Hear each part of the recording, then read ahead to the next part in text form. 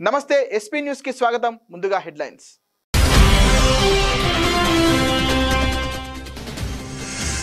Iran ట్రంప్ను చంపాలని చూస్తోంది. Netanyahu సంచలన వ్యాఖ్యలు.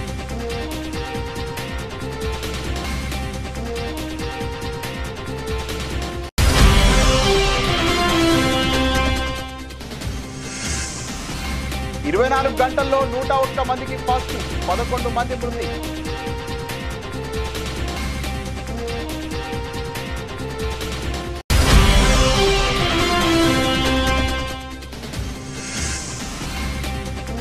అహ్మదాబాద్ విమాన ప్రమాదం, DNA పరీక్ష ద్వారా 87 మృతదేహాల గుర్తింపు.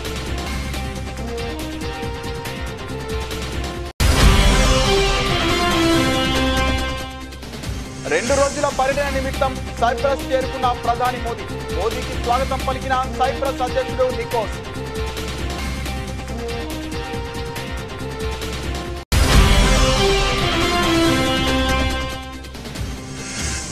ఫార్ములా 1 రేసింగ్ లో అవినీతి కేసు, ఏసీబీ విచారణపై టీఆర్ఎస్ నేత కీలక వ్యాఖ్యలు.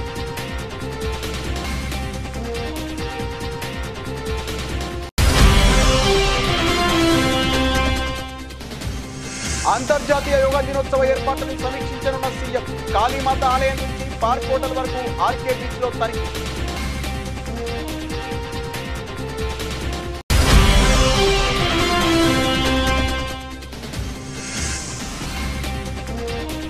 Prabhas the Raja Saab teaser విడుదల, ఫ్యాన్స్ కి పూనకాలే.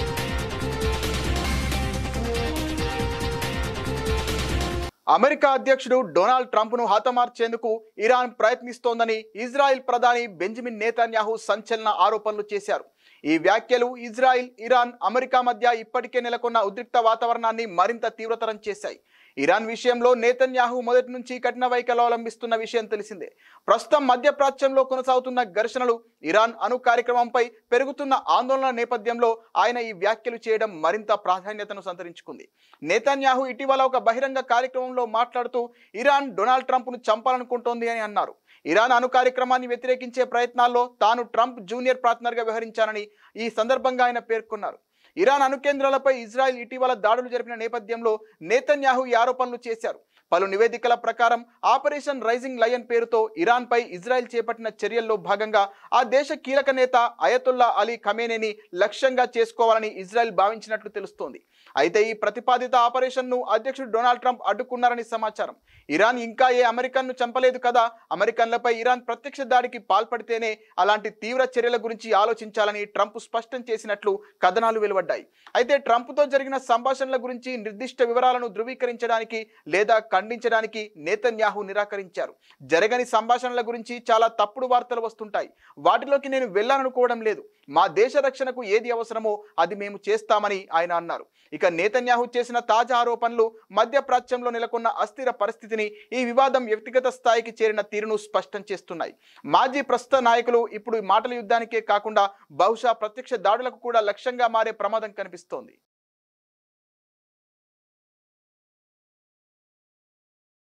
దేశంలో కరోనా వైరస్ వ్యాప్తి కొనసాగుతోంది. నిన్న కేసుల పెరుగుదలలో స్వల్ప తగ్గుదల కనిపించింది. కేంద్ర ఆరోగ్య మంత్రిత్వ శాఖ డేటా ప్రకారం 24 గంటల్లో 101 మందికి పాజిటివ్గా తేలింది. నిన్న ఒక్కరోజే 11 మంది మరణించారు. అత్యధికంగా కేరళ రాష్ట్రంలో 1920 కేసులు యాక్టివ్గా ఉన్నాయి. ఆ తర్వాత గుజరాత్లో 1433, పశ్చిమ బెంగాల్లో 747, ఢిల్లీలో 649, కర్ణాటకలో 591, మహారాష్ట్రలో 540, ఉత్తరప్రదేశ్లో 275, రాజస్థాన్లో 222, తమిళనాడులో 220 కేసులు యాక్టివ్గా ఉన్నాయి. దీంతో దేశంలో యాక్టివ్ కేసుల సంఖ్య 7264కు పెరిగింది. నిన్న కేరళలో 7, ఢిల్లీ, ఛత్తీస్గఢ్, మధ్యప్రదేశ్, మహారాష్ట్రలో ఒక్కొక్కరు చొప్పున మొత్తం 11 మంది ప్రాణాలు కోల్పోయారు. దీంతో ఈ ఏడాది జనవరి నుంచి ఇప్పటి వరకు కరోనాతో మరణించిన వారి సంఖ్య 108కి పెరిగింది. అహ్మదాబాద్లో ఇటీవల జరిగిన ఎయిర్ ఇండియా విమాన ప్రమాదంలో చనిపోయిన వారి మృతదేహాల గుర్తింపు ప్రక్రియ కొనసాగుతోంది. అహ్మదాబాద్ సివిల్ ఆసుపత్రిలో DNA పరీక్ష ద్వారా ఇప్పటి వరకు 87 మృతదేహాలను అధికారులు గుర్తించారు. ఇప్పటికే 47 మృతదేహాలను కుటుంబ సభ్యులకు అప్పగించారు. ఇక గుర్తించిన మిగతా మృతదేహాలను సైతం కుటుంబ సభ్యులకు అప్పగించనున్నారు. ఇక ఇదే ప్రమాదంలో ప్రాణాలు కోల్పోయిన గుజరాత్ మాజీ సీఎం విజయ్ రూపానీ డెడ్ బాడీని అధికారులు DNA పరీక్ష ద్వారా గుర్తించిన విషయం తెలిసిందే.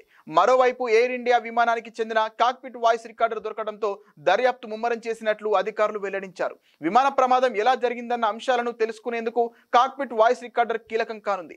ఫ్లైట్ డాటా రికార్డర్ను గుర్తించినట్లు ఇంతకు ముందే air craft accident investigation bureau వెల్లడించింది.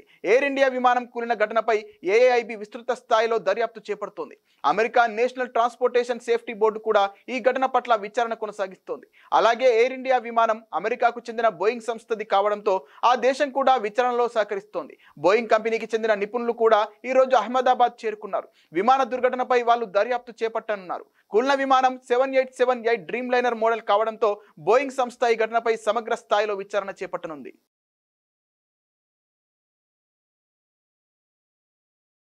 ప్రధాని మోదీ 2 రోజుల పర్యటన నిమిత్తం ఆదివారం సైప్రస్ చేరుకున్నారు. సైప్రస్ అధ్యక్షుడు నికోస్ క్రిస్టోడౌలిడెస్ స్వయంగా లార్నాకా అంతర్జాతీయ విమానాశ్రయానికి వచ్చి మోదీకి స్వాగతం పలకడం విశేషం. 2 దశాబ్దాల అనంతరం భారత ప్రధాని సైప్రస్ సందర్శనకు రావడం ఇదే ప్రథమం.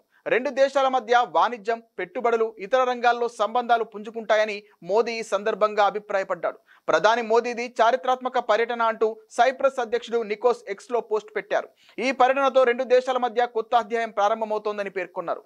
సైప్రస్ నుంచి ప్రధాని మోదీ కెనడాలోని కనాస్కాన్ వెళ్లనున్నారు. అక్కడ G7 శిఖరాగ్ర సదస్సులో పాల్గొననున్నారు. అనంతరం క్రొయేషియా దేశంలో పర్యటించనున్నారు.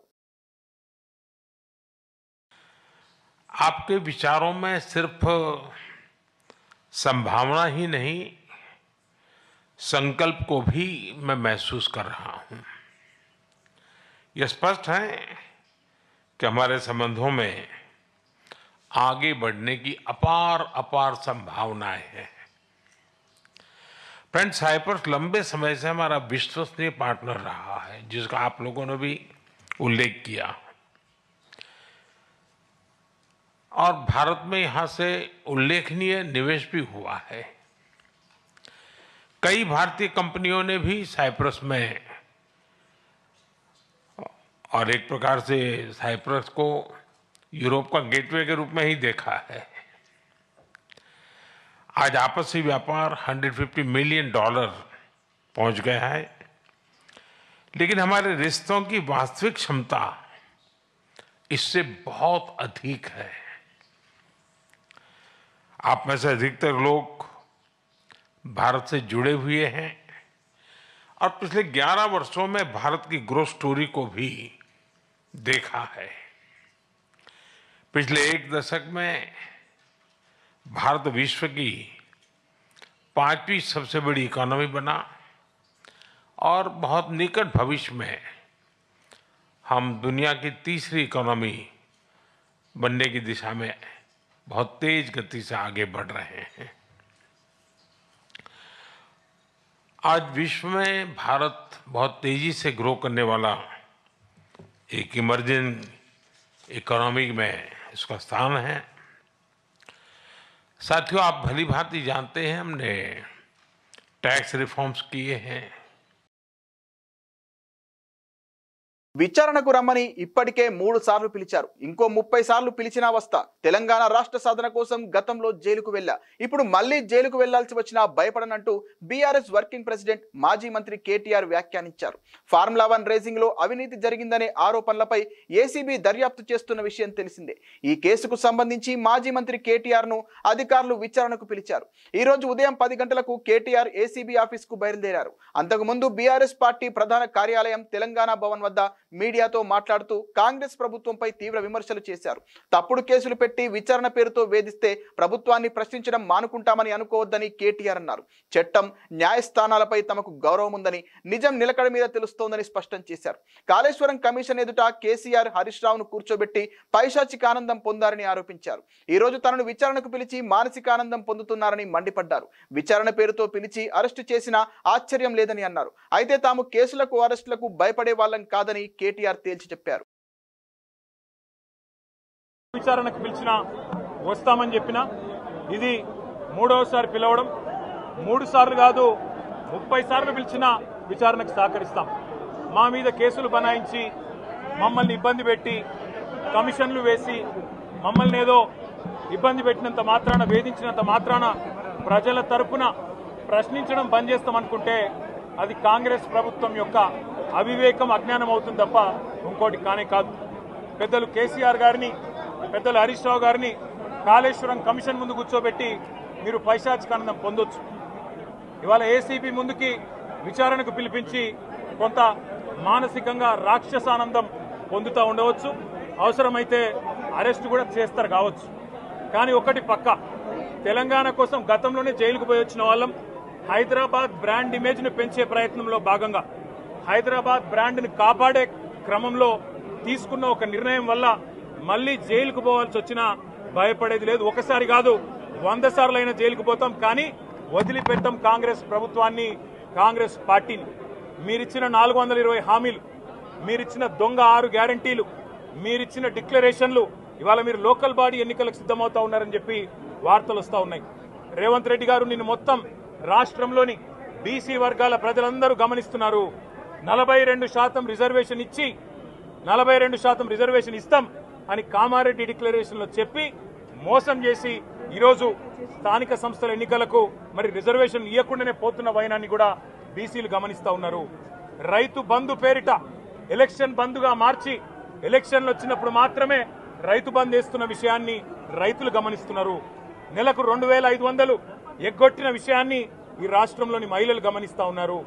2 లక్షల ఉద్యోగాలని చెప్పి నువ్వు చేసిన మోసాన్ని ఈరోజు రాష్ట్రంలోని యువత గమనించింది. కాబట్టే నీ దగ్గర చెప్పుకోవడానికి సమాధానం లేదు, చెప్పుకునేందుకు ఏమీ లేదు.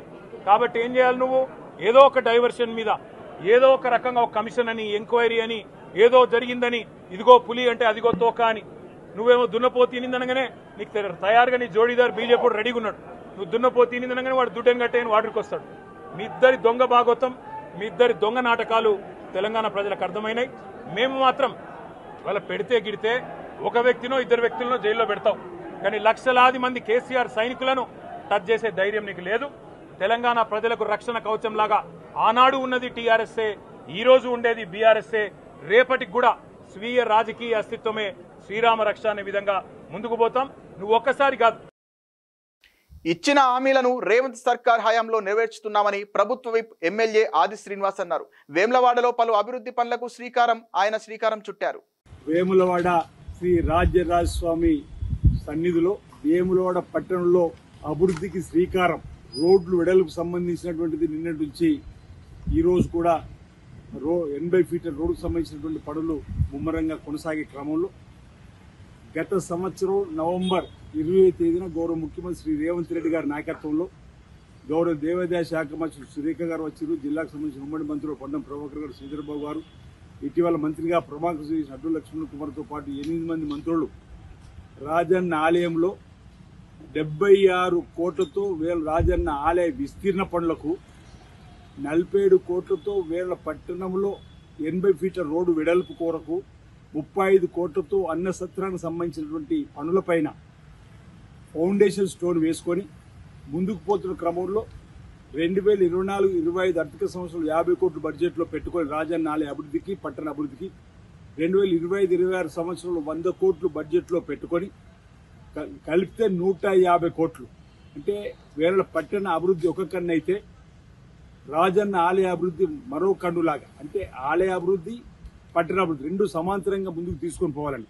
వేములవాడ గ్రామ పంచాయతీగా ఉన్నప్పుడు 15,000 జనాభా, 2011 జనాభా లెక్కల ప్రకారం 46,000 పైచలకు ఉంది.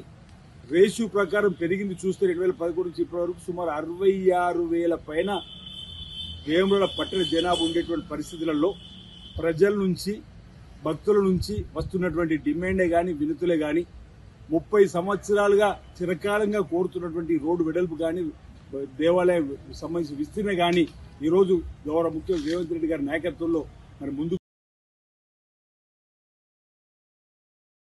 రాష్ట్ర విద్యార్థుల భవిష్యత్తు కోసం ప్రభుత్వం కృషి చేస్తోందని ఉప ముఖ్యమంత్రి బట్టి విక్రమార్క అన్నారు. తెలంగాణలో అధికారంలోకి వచ్చిన కాంగ్రెస్ పార్టీ ఎన్నికల సమయంలో ఇచ్చిన మాట ప్రకారం బీసీలకు తగిన న్యాయం చేసింది. దేశంలోనే ఏ రాష్ట్రం చేయని విధంగా కులగణన సర్వేను పక్కాగా చేసి బీసీల లెక్క తేల్చింది.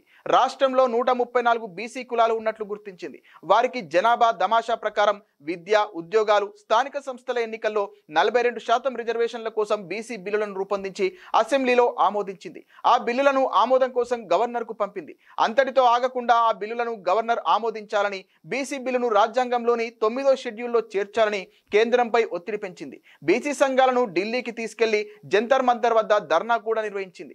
అయినా ఇప్పటి వరకు కేంద్ర సర్కారు బీసీ బిల్లుపై నిమ్మకు నీరెత్తినట్లు వ్యవహరిస్తోందని ఉప ముఖ్యమంత్రి బట్టి విక్రమార్క అన్నారు. ఈ పాఠశాలకు సంబంధించి విశాలమైనటువంటి భవంతులు ఉన్నాయి, విశాలమైనటువంటి ప్రాంగణం కూడా ఉంది. కానీ పాత భవనం ఎప్పుడో 1903లో కట్టినటువంటి ఈ భవనం చాలా సంవత్సరాలు కావటం వల్ల కొంత శిథిలావస్థకు చేరింది. కొన్ని గదుల్లో పెచ్చులుడి మీద పడతా ఉన్నాయి, కొన్ని గదులు అసలు పాఠాలు చెప్పుకోవటానికి పనికి రాకుండా ఉన్నాయి. అట్లాగే ఈ ప్రాంగణానికి సంబంధించిన కాంపౌండ్ వాళ్ళు కూడా అక్కడక్కడ కూలిపోయి, ఇది కొన్ని దుష్ట శక్తులు ఆర్ యాంటీ సోషల్ ఎలిమెంట్స్ సాయంత్రం పూట ఇక్కడ ఈ పాఠశాల ప్రాంగణంలోకి వచ్చి కొంత ఇబ్బంది పెడుతున్నారనేటువంటి సమాచారం కూడా రాష్ట్ర ప్రభుత్వం దృష్టికి వచ్చింది. ఇక్కడ చదువుకున్నటువంటి బాల బాలికలు భవిష్యత్తే ఈ రాష్ట్ర భవిష్యత్తు. కాబట్టి మీ భవిష్యత్తు బాగుండాలని, మీరు చదువుకొని ఉన్నతంగా ఎదగాలని రాష్ట్ర ప్రభుత్వం, ముఖ్యమంత్రి రేవంత్ రెడ్డి గారితో పాటు మేమంతా ఆశిస్తా ఉన్నాం. అందుకే మీ క్షేమం గురించి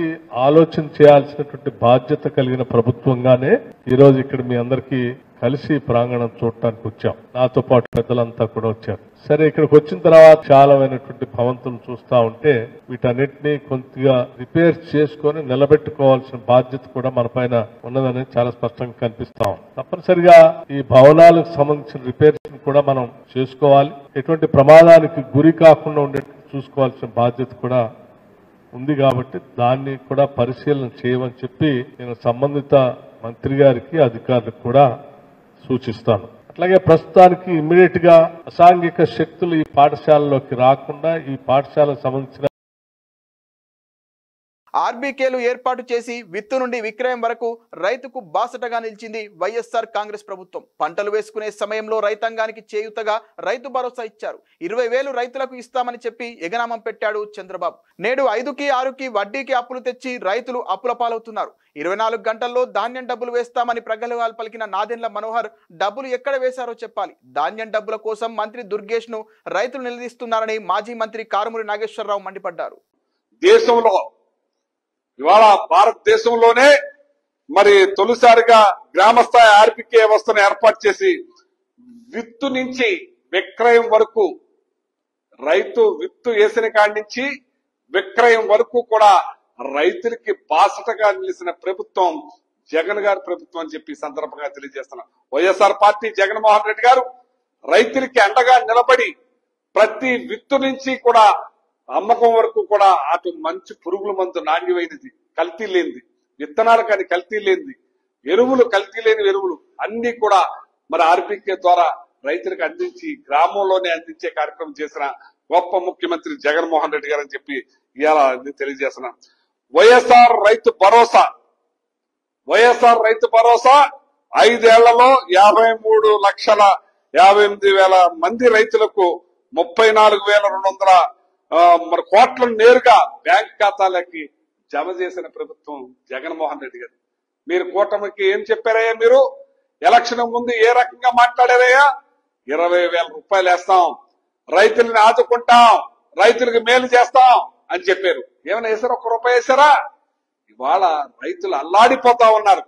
జగన్మోహన్ రెడ్డి గారు సరిగ్గా టయానికి క్యాలెండర్ ప్రకారం వాళ్ళకి ఏ రోజున పంటలు వేసుకుంటున్నారు, ఏ రోజున వాళ్ళకి డబ్బులు అవసరం, ఆ సమయానికి డబ్బులు అందించే కార్యక్రమం చేస్తే ఎక్కడా కూడా వడ్డీల బారిన పడకుండా, ఎవరి దగ్గర వడ్డీలు తీసుకోకుండా ఆ డబ్బుని రైతాంగానికి చేయూతగా ఉపయోగించుకుని మన వ్యవసాయం చేసుకుంటాం మొదలెట్టారు. ఇవాళ మీరు 20,000 అని చెప్పి మాయ మాటలు, కళ్ళపుల్లి మాటలు చెప్పి హుస్నాబాద్ ఎల్లమ్మ బోనాల పండుగ అంగరంగ వైభవంగా జరుగుతున్నాయి. అమ్మవారికి బోనాలు సమర్పించుకుంటున్న సందర్భంగా అందరికీ శుభాకాంక్షలు. ఎల్లమ్మ తల్లి ఆశీర్వాదం అందరిపైన ఉండాలి. ప్రతి ఒక్కరూ ఆయా రంగాల్లో విజయం సాధించి అందరూ ఆర్థిక స్థిరత్వం సాధించాలి. తెలంగాణ రాష్ట్రమంతా సమృద్ధి వర్షాలతో పాడి పంటలతో సుభిక్షంగా ఉండాలని ఎల్లమ్మ తల్లిని కోరుకుంటున్నా అని మంత్రి పొన్నం ప్రభాకర్ అన్నారు.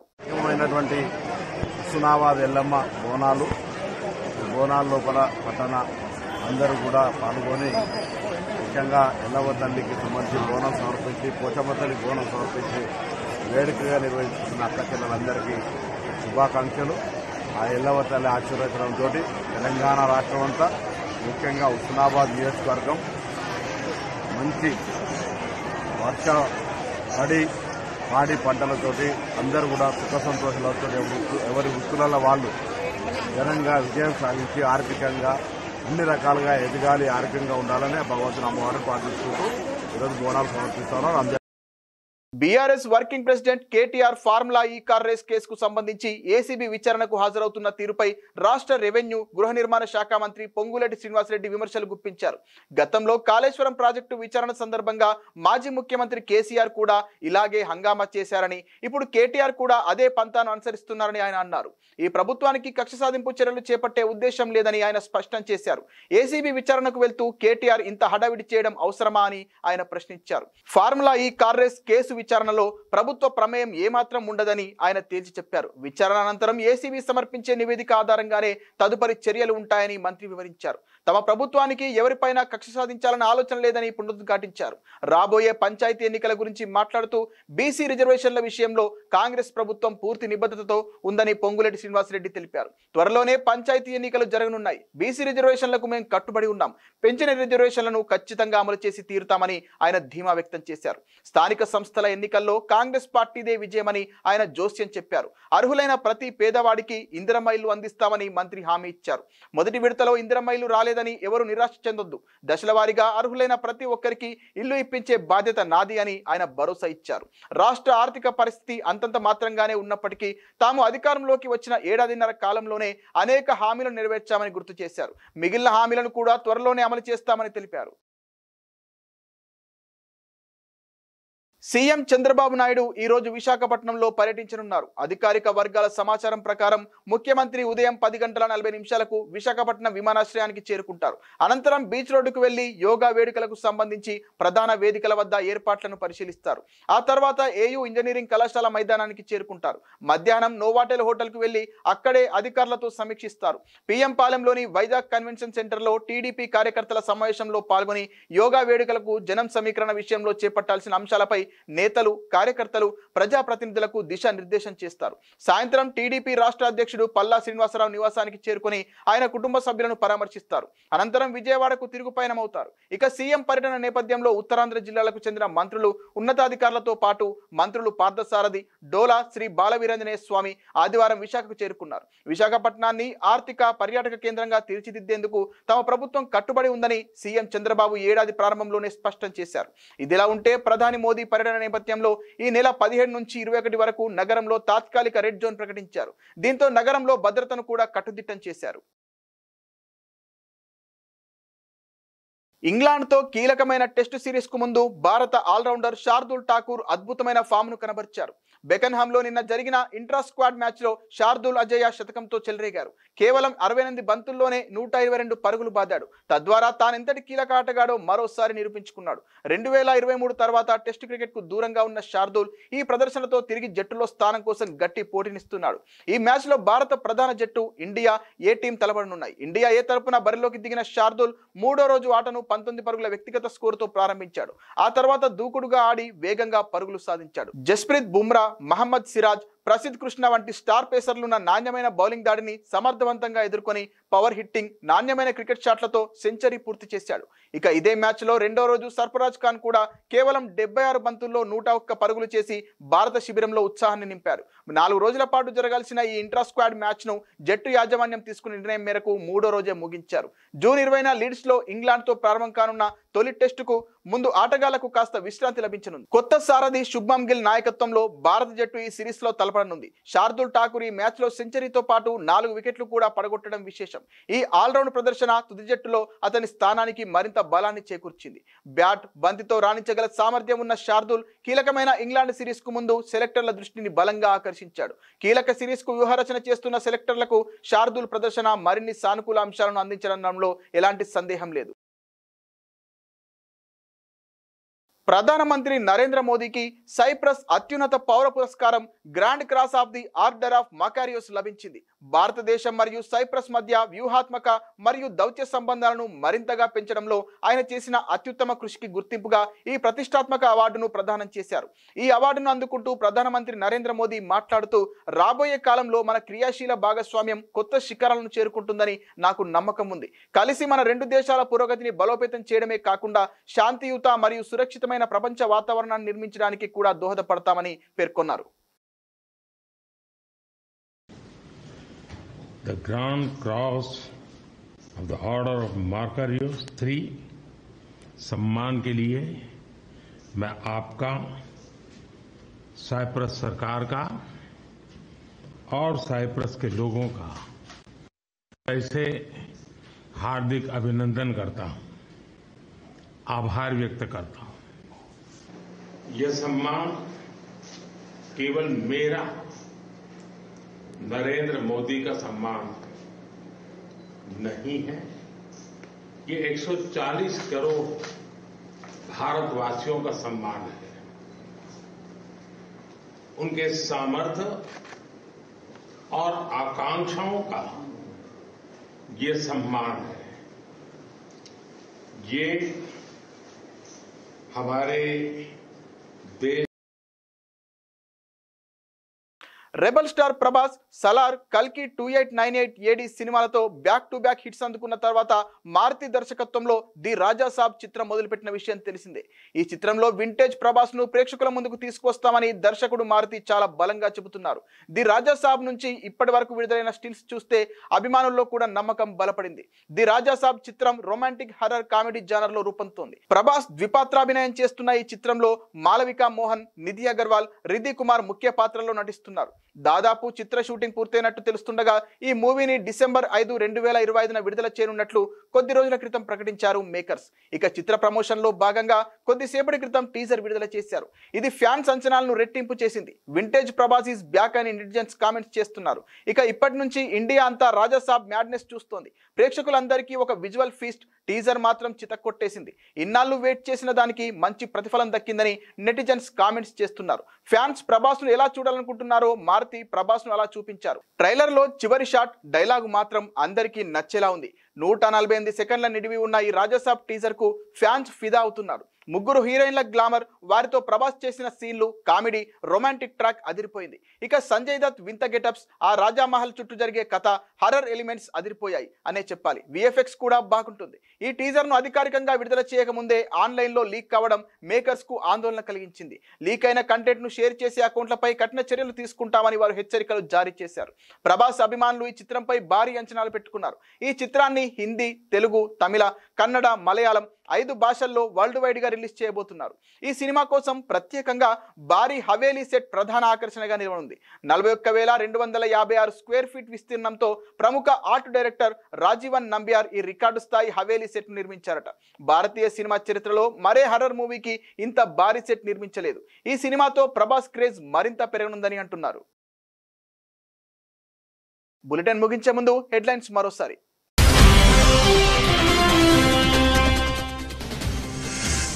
ఇరాన్ ట్రంప్ను చంపాలని చూస్తోంది. నేతన్యాహు సంచలన వ్యాఖ్యలు.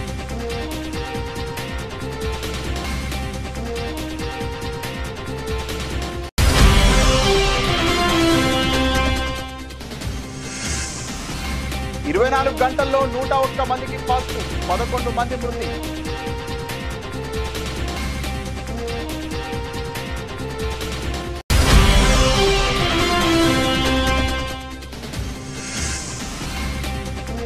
అహ్మదాబాద్ విమాన ప్రమాదం, DNA పరీక్ష ద్వారా 87 మృతదేహాల గుర్తింపు.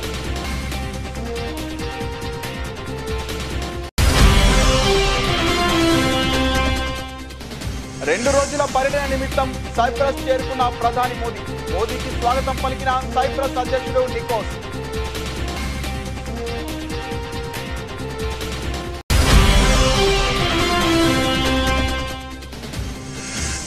ఫార్ములా 1 రేసింగ్ లో అవినీతి కేసు, ఏసీబీ విచారణపై టీఆర్ఎస్ నేత కీలక వ్యాఖ్యలు.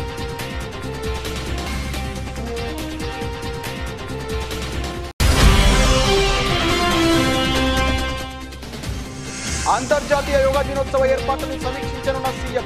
కాళీమాత ఆలయం నుంచి పార్క్ హోటల్ వరకు ఆర్కే బీచ్ లో తనిఖీ.